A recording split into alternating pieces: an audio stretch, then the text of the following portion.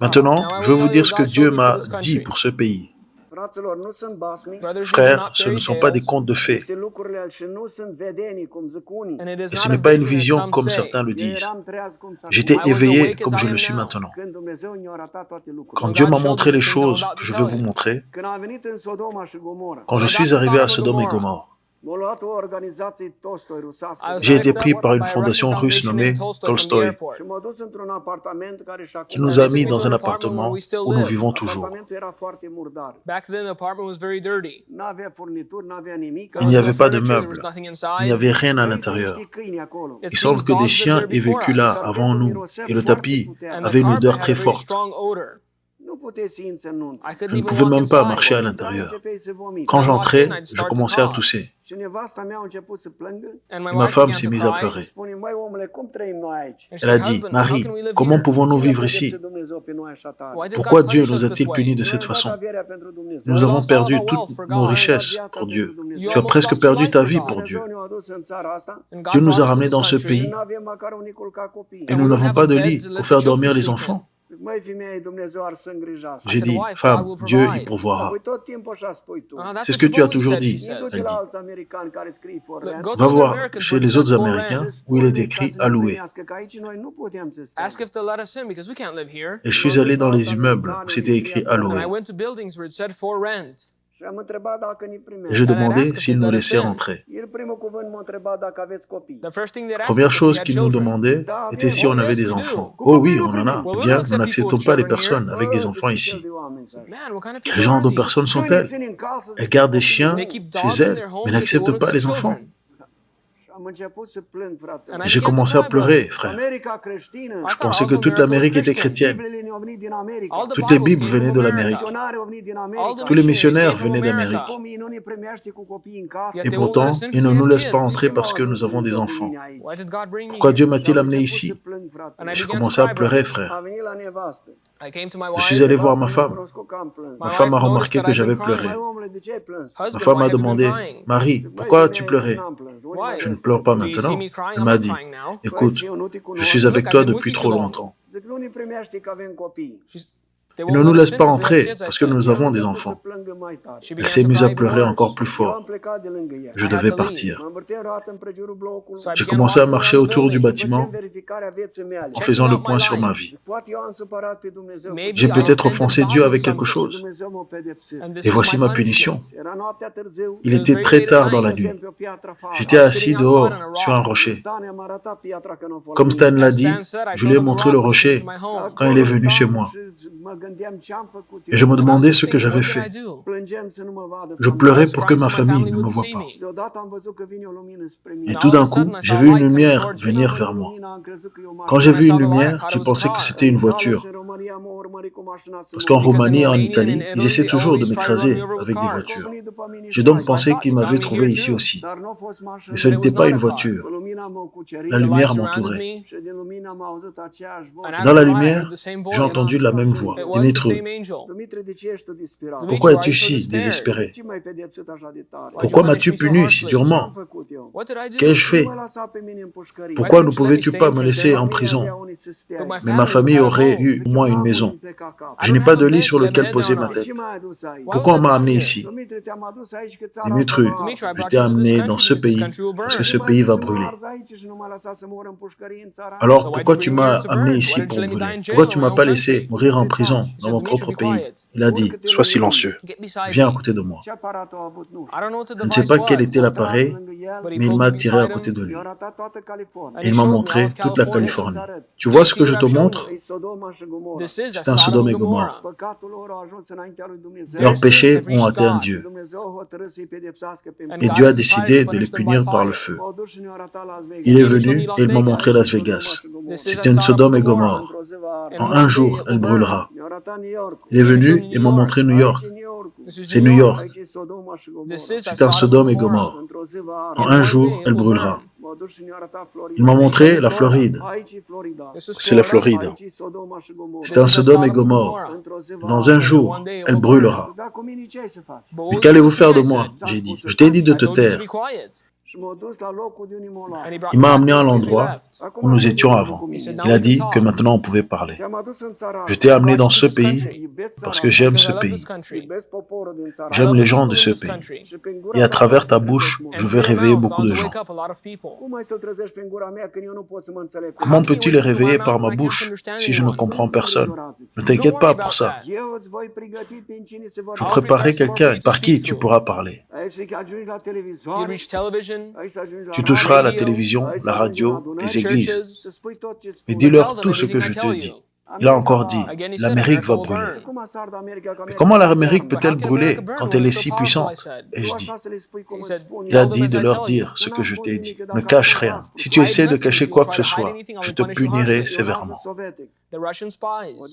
Les espions russes ont découvert où se trouvaient les centrales nucléaires les plus puissantes d'Amérique. Quand les Américains penseront que c'est la paix et la tranquillité et qu'ils dirigent le monde, alors depuis les océans, de Cuba, du Nicaragua, de l'Amérique centrale, du Mexique, ils bombarderont les centrales nucléaires en Amérique et l'Amérique brûlera. Que ferez-vous de l'Église? Beaucoup d'églises m'ont quitté. Je lui ai demandé ce qu'il voulait dire. Vous n'avez pas de gens ici? Il m'a dit de leur dire ceci. Les gens glorifient les gens. L'honneur que le Christ mérite, les hommes le prennent sur eux. Dans l'Église, il y a le divorce, l'adultère, la sodomie, l'avortement et toutes sortes de péchés. Et le Christ ne vit pas dans le péché. Le Christ vit dans la sainteté. Je vous ai amené ici pour que vous criez à haute voix. Et je t'ai amené ici pour que tu cries à haute voix. Dis-leur d'arrêter de pécher et de se repentir. Parce que Dieu ne cesse jamais de pardonner. Amen. Tous ceux qui arrêteront de pécher et se repentiront, Dieu les sauvera au jour de la détresse. Comment peut-il les sauver si l'Amérique brûle? Il a dit de leur dire ceci. Comme j'ai sauvé Daniel des lions, c'est ainsi que je les sauverai. Comme j'ai sauvé les trois de la fournaise, c'est ainsi que je les sauverai. Et la parole de Dieu dit ceci. 1000 tomberont sur ton côté et 10 000 sur ta droite, mais personne ne te touchera, parce que nous sommes protégés par la puissance de Dieu. Et les anges de Dieu sont autour de ceux qui le craignent. Mes frères, ta vie doit être propre. Si tu es vraiment l'ange de Dieu, tout ce que tu me dis doit être écrit dans la Bible. Si c'est le cas, je peux le dire aux Américains. Si ce n'est pas dans la Bible, je ne dirai pas un mot. As-tu lu Jérémie? Oui, je l'ai lu. As-tu lu Jérémie 51? Bien sûr que oui. Qu'as-tu compris dedans? Ça parle de l'ancienne Babylone. Il a dit de le lire à nouveau. Relis. Parce que ça parle de l'Amérique, pas de l'ancienne Babylone. As-tu lu le livre d'Apocalypse, chapitre 18? Oui, c'est aussi à propos de Babylone. Il a dit, lis-le encore. Je veux ouvrir ton esprit et tu comprendras. Frères, lisons le chapitre 51 de Jérémie. Commençons par le verset 7. Il est dit que Babylone était une coupe d'or dans la main de l'Éternel, qui enivrait toute la terre. Les nations ont bu son vin. C'est pourquoi les nations sont déréglées. Amen. Babylone était une coupe d'or dans la main du Seigneur. Maintenant, les Arabes sont-ils Babylone? Ceux qui ne croient même pas en Dieu. Essayons de comprendre. Qui est Babylone? À un moment donné, David dit que ta parole, Seigneur, est plus précieuse que l'or. L'Amérique avait la parole de Dieu entre ses mains.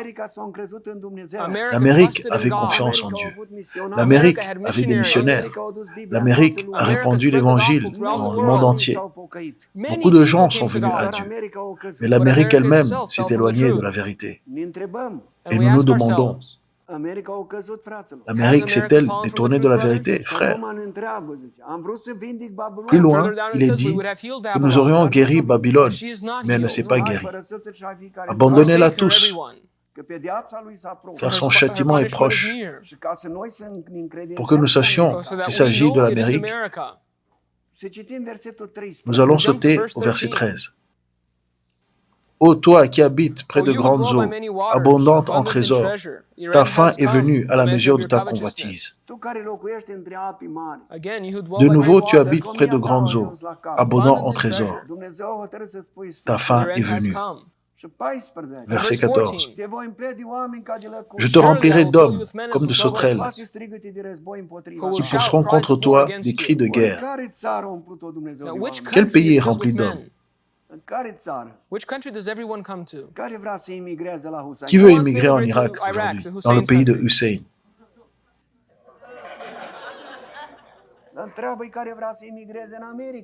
Combien veulent immigrer en Amérique? Parce qu'ils voient que toutes les bonnes choses viennent d'Amérique. Oh, c'est là que se trouve Dieu. Comme je le pensais autrefois, je pensais que Dieu ressuscitait les morts dans ce pays. Je n'aurais jamais cru qu'une telle méchanceté puisse exister ici. Je suis allé dans une église américaine en Californie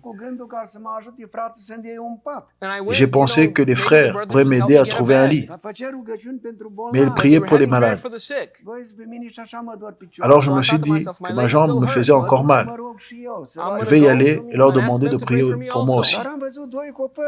Mais j'ai vu deux gars avec une couverture. Je me suis demandé ce qu'ils vont faire avec une couverture. Oh, tu vas voir. Et une vieille dame s'approche doucement. Il y a la frappe au front et la couvre ensuite d'une couverture.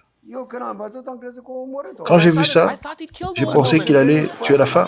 Je suis allé et j'ai essayé de soulever la couverture. Qu'est-ce que c'est?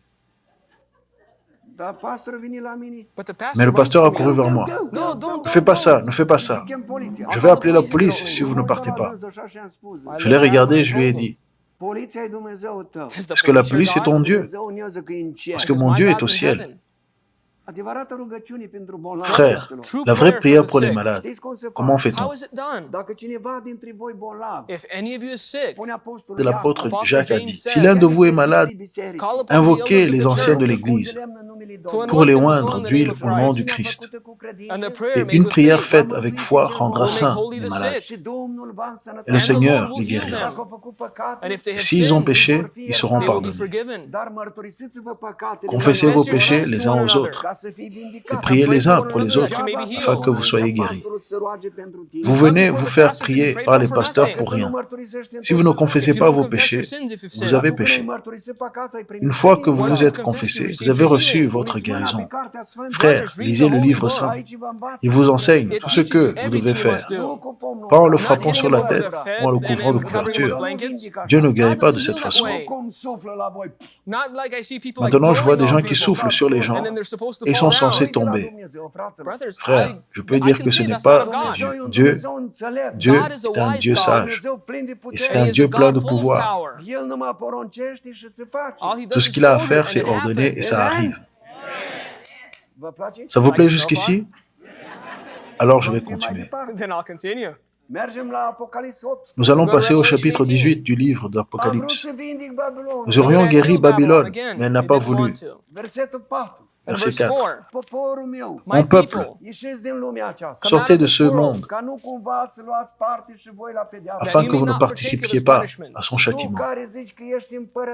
Et plus bas, au verset 7, je crois, toi qui es assise comme une reine. Nous croyons en Dieu. L'Église a été formée ici. Frères, nous serons enlevés avant toute tribulation. Et c'est à cause de cela, dit le Seigneur. En un jour viendra la faim, la famine, elle sera entièrement détruite par le feu.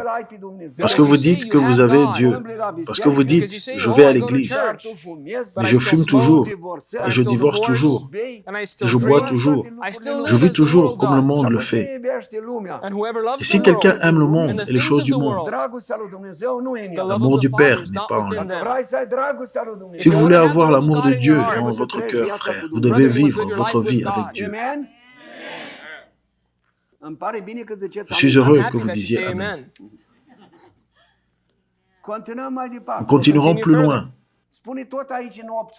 Aussi, Apocalypse 18, il peut prouver que c'est l'Amérique. Malheur, malheur. La grande Babylone, la grande ville, dont tous les marchands de la mer se sont enrichis de ton butin. Tous les rois de la terre ont commis l'adultère avec toi. En 1 heure, ta destruction est arrivée. Il est dit qu'ils mettront de la cendre sur leur tête. Vous qui avez acheté les marchandises du monde entier, de l'or et de l'argent et des choses précieuses. Combien d'usines de voitures les Américains possèdent-ils? Ils doivent importer une Yugo de Yougoslavie pour que la parole de Dieu s'accomplisse. Mes frères, nous devons réfléchir à ces choses. Que Dieu éclaire votre esprit, mes frères. Parce que je prie pour vous voir là-haut. Je prie que nous y arrivions tous. Que lorsque le Christ reviendra, il nous prenne. Que nous ne soyons pas laissés derrière.